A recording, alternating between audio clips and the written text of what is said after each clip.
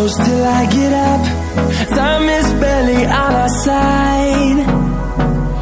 I don't wanna waste. আজকে বানাবো mutton শামি কাবাব। তার জন্য একটা প্রেসার কুকার নিয়েছি, তার মধ্যে 250 গ্রাম মাটন দিয়ে দিচ্ছি। মাটনগুলোকে এইভাবে কেটে নিয়েছি, এর মধ্যে দিয়ে দিচ্ছি। 1 কাপ ছোলার ডাল আগে ভিজিয়ে রেখেছিলাম 3-4 ঘন্টা আগে, পুরো ফুলে গেছে, ভিজে নরম হয়ে গেছে, এর মধ্যে দিয়ে দিচ্ছি। কিছু গোটা মশলা নিয়েছি, 1 চামচ জিরে, 1 চামচ মরিচ, 1 চামচ ধনে, 3টে এলাচ, 4টে লবঙ্গ, 1টা দালচিনি, 3টে শুকনো লঙ্কা এর মধ্যে দিয়ে দিচ্ছি। আরও দিয়ে দিচ্ছি একটা পেঁয়াজ এরকম কেটে নিয়েছি, 2 ইঞ্চি আদাকে পাতলা করে এইভাবে কেটে নিয়েছি, আর 10-12টা রসুনের কোয়া নিয়েছি।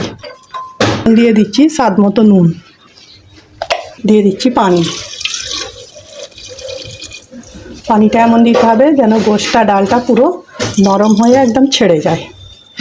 আচ্ছা, তেজপাতাটা অ্যাড করতে ভুলে গিয়েছিলাম, এখন তেজপাতা একটা নিয়ে এর মধ্যে 2 খাদি করে এর মধ্যে দিয়ে দিচ্ছি। প্রেসার কুকারে ঢাকনা দিয়ে দিচ্ছি, চুলাটা অন করে দিচ্ছি, তাহলে এটাকে সিদ্ধ করে নিচ্ছি।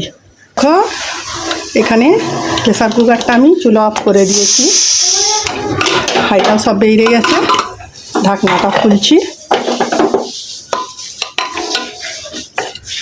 দেখি মাংসটা গলেছে কিনা। মাংসটা গলে গেছে, এগুলোকে একটা প্লেটের মধ্যে তুলে ঠান্ডা করে নিচ্ছি। প্রেসার কুকার থেকে সবটা পুঁছে তুলে নিয়েছি একটা প্লেটের মধ্যে, এটাকে একটু ছড়িয়ে কিছুক্ষণ রেখে দিচ্ছি ঠান্ডা হওয়ার জন্য।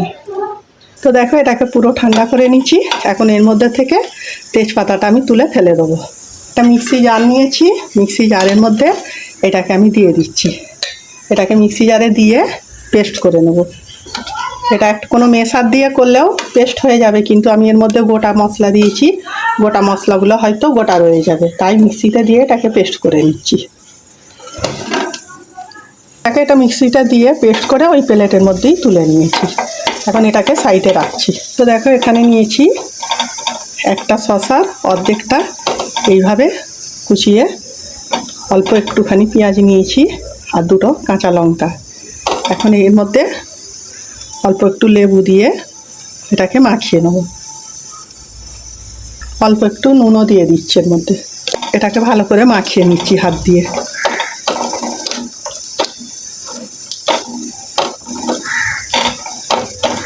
এটাকে সাইড করে নিচ্ছি।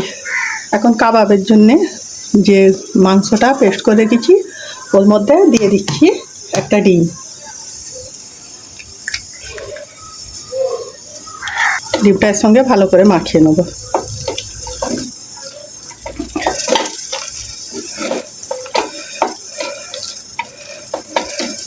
এগুলো কাবাবের শেপ দেবো, তার জন্য হাতে একটু তেল লাগিয়ে নিয়েছি। এখন এর মধ্যে থেকে অল্প একটু নিয়ে নিচ্ছি, মাঝখানটায় এইভাবে গর্ত করে দিচ্ছি। যে শসা, কাঁচা লঙ্কা, টমেটোটা মাখিয়ে রেখেছিলাম এর মধ্যে অল্প করে দিয়ে দিচ্ছি। এখন এটাকে ধার দিয়ে এইভাবে মুড়ে দেবো।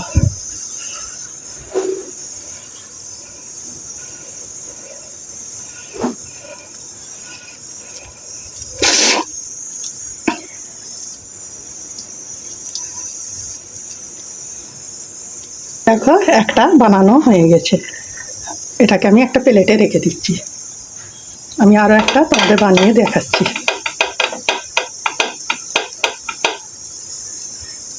কিছুটা হাতে নিয়ে মাঝখানটা একটু গর্ত করে দিচ্ছি।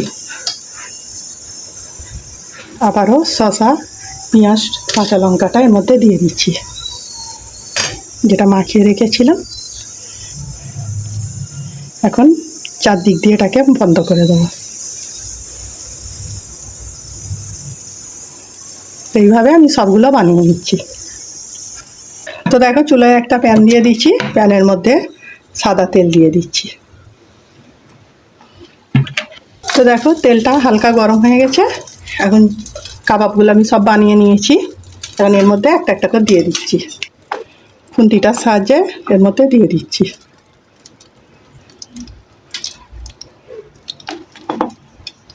তো সবগুলো একবারে দিইনি, একবারে দিলে চাপাচাপি হয়ে যাবে, তাই হালকা করে দিয়েছি। এখন এক পিঠটা ভেজে নিচ্ছি। পিঠটা ভাজা হয়ে গেছে, উল্টে আর এক পিঠটা ভেজে নিচ্ছি। দেখো সবগুলো ভালো করে উল্টে নিয়েছি এক পিঠ।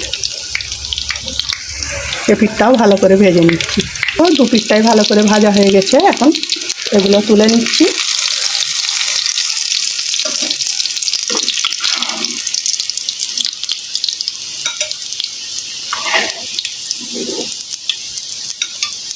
বাকিগুলোও আমি এইভাবে ভেজে নিচ্ছি।